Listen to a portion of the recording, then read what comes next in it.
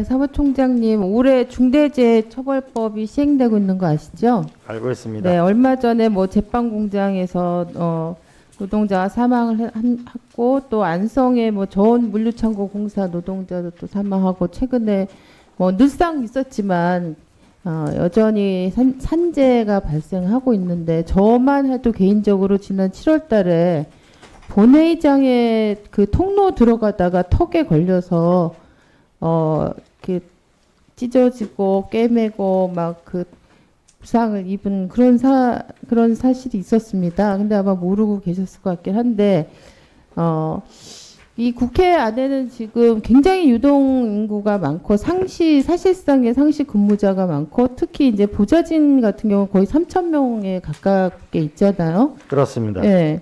근데 제가 이번에 국감 준비하려고 국회 사무처에다가 보좌 직원이 산재가 발생하게 되면 도대체 중대재해에 관해서 책임져야 될 사용자가 누구냐 이렇게 질의를 했더니, 처음에는 그 공무원 재해보상 심의라는 답변이 온 거예요.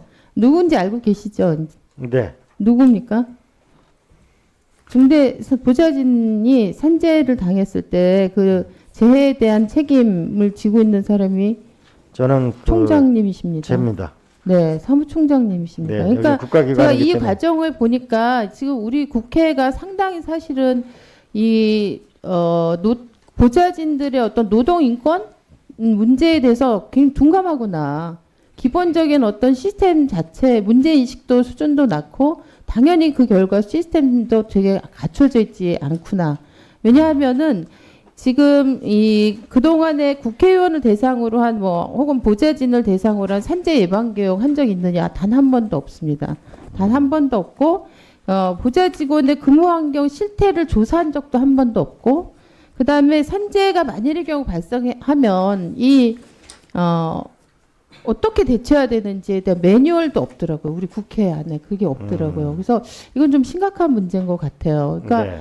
저의 경우도 얘기했지만, 사실은 지금 최근에 여기 길을 걸어가다가 156명이 죽는, 그렇죠. 우리가 상상하지도 못했던 그런 어떤 참사가 이렇게 일어날 수 있는 세상이 돼버렸는데, 예.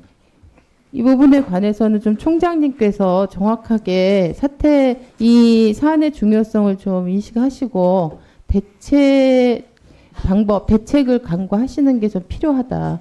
그렇게 절대적으로 생각하고요. 필요하다고 봅니다. 네. 특히 이제 보좌진 같은 경우는 사실은 고용도 불안정하고 그런 상태이기 때문에 어떤 피해나 불이익이 발생했을 때 이걸 공론화하거나 이러기 어렵기 때문에 사무처가 적극적으로 나서야 된다고 생각합니다. 그다음에 국회 사무처에서 그 육아휴직 실시 정도가 어느 정도 되는지 제가 사무처 소속 일반직하고 그다음에 이제 보좌직하고 비교를 해봤어요. 네.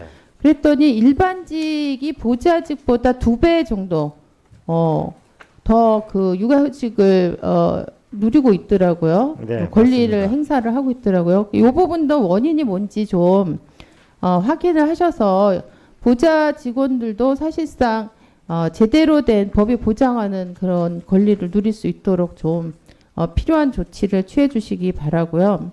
그다음에 국회가 지금 어린이집이 세 곳이 운영되고 있죠. 3곳 있습니다. 네.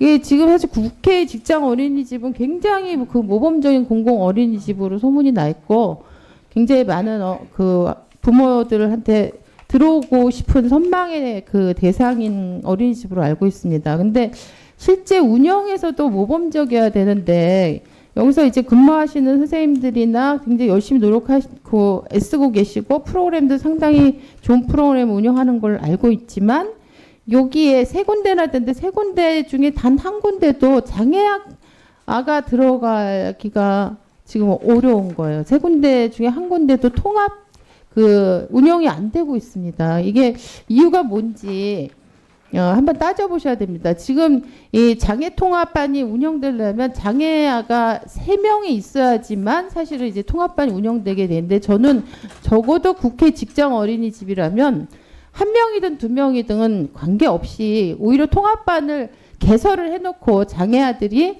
다 편하게 들어올 수 있도록, 저는 이렇게 이런 적극적 역할을 모범적인 어떤 선례들을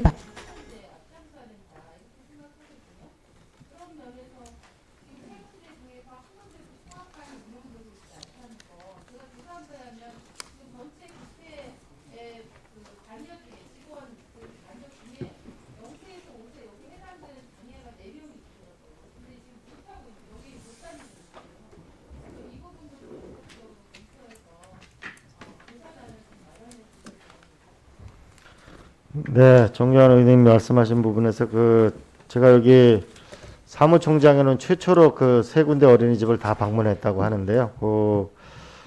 나머지 애로사항은 해결했는데 이 부분은 제가 미처 간과했습니다. 그 장애 영유아 부분은 저희가 적극적으로 검토하도록 하겠습니다.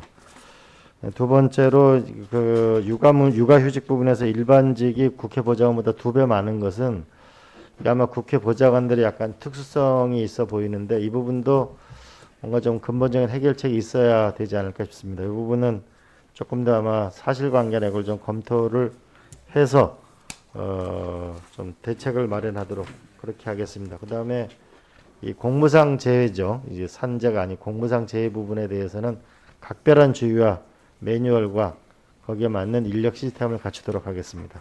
지적해 주셔서 감사합니다.